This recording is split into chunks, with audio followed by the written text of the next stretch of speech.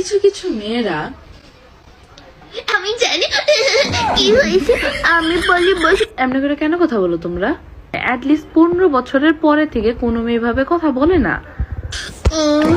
ঠোঁটারে করে বাক্সর মতো মানে জানো কি হয়েছে। এমনি করে কেন কথা বলো তোমরা? আমাদের কি মনে অনেক কিউট লাগে তোমাদের?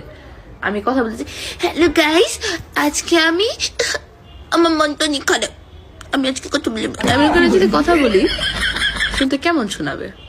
রাস্তাঘাটে কিছু মেয়েদের দেখি দোস্ত কি হয়েছে জানেন?